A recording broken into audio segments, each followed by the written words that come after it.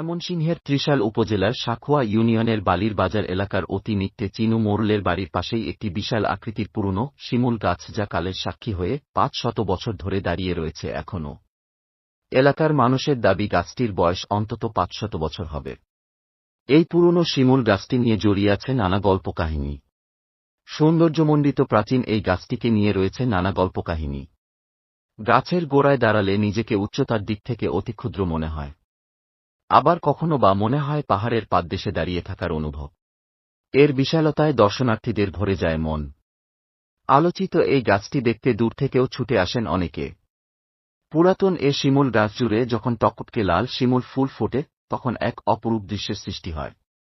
এই গাছটির নিচে অনেকেই মনের বাসনা পূরণের জন্য মানত হিসাবে গরু, খাসি, মোরগ জবাই করে রান্নাবান্না করে।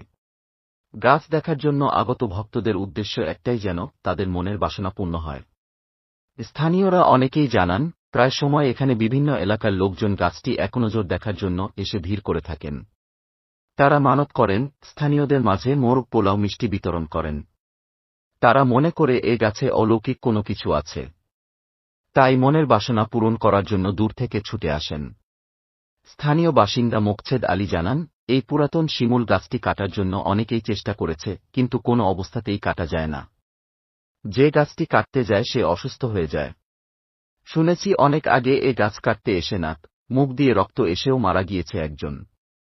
এটি আমাদের এলাকার পুরাতন একটি গাছ, এটি আমাদের ঐতিহ্য। এভাবেই রূপকথার গল্পের মতো কথাগুলো বললেন মোকছেদ আলী।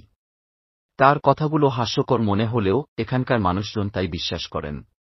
জমির মালিক ইউসুফ আলী জানান, এই বিশাল আকৃতির শিমুল গাছটির বয়স কমপক্ষে হলেও ৫০০ বছর হবে। পূর্বপুরুষের মুখে শুনে এসেছি এই প্রবীণ শিমুল গাছের কথা। এছাড়াও এই গাছটি নিয়ে অনেক অলৌকিক ঘটনা ঘটেছে।